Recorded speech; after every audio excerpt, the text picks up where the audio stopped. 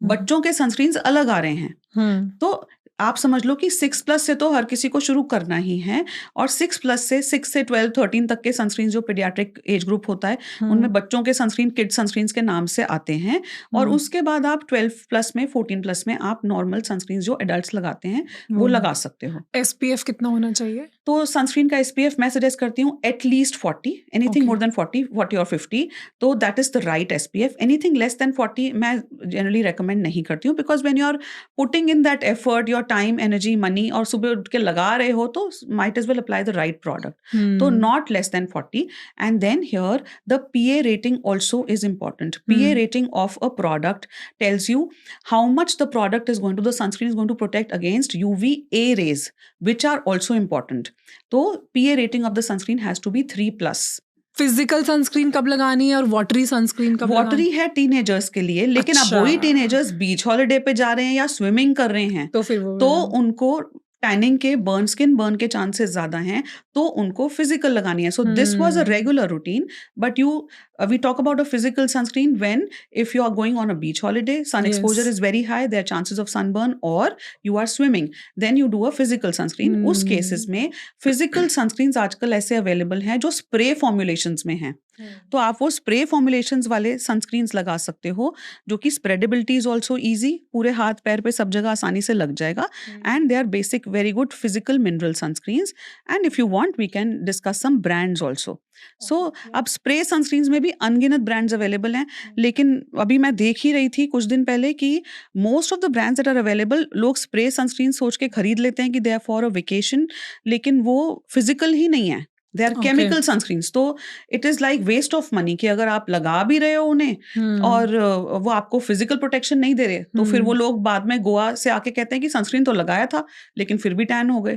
तो वो सारी चीजें भी हमें ध्यान में रखनी है कि सही सनस्क्रीन खरीदना भी जरूरी है। सनस्क्रीन जो एकदम स्टिकी सी होती है। Yeah so Aveeno has very good spray sunscreen, तो एविन सनस्क्रीन अच्छा रहेगा। These are little expensive, but अगर हम बात करें पॉकेट फ्रेंडली सनस्क्रीन चाहिए फिजिकल जो आप हाथ पैर पे लगा सकें, तो फिर वो स्प्रे फॉर्मुलेशन में नहीं है। This is La Shield Fisico. तो ला शील्ड फिजिको थोड़ी व्हाइट कास्ट होगी, but I am sure body में white cast nobody would mind. तो सन प्रोटेक्शन ज्यादा अच्छी है। थोड़ी एक्सपेंसिव भी है, तो गोवा लोग रोज नहीं जा रहे हैं। जब भी आप गोवा जा रहे हो अपने दोस्तों के साथ, एक आपका फ्रेंड ग्रुप मिलके एक सनस्क्रीन खरीदो ये वाली, तो बिना टैनिंग के वापस आना है तो हाँ, तो एविन का sunscreen, that is a spray sunscreen. ठीक है, परफेक्ट। एक इसमें सवाल और था कि कितनी बार सनस्क्रीन लगानी चाहिए? सुबह एक बार निकलने से पहले लगाई, is it enough?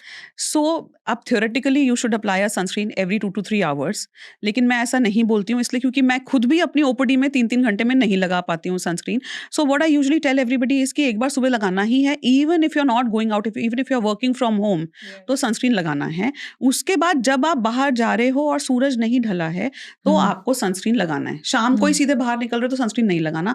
Every 2 to 3 hours is not practically possible, ना मेरे लिए ना आपके लिए। For top of your makeup I suggest sunscreens that are powder sunscreens and spray sunscreens.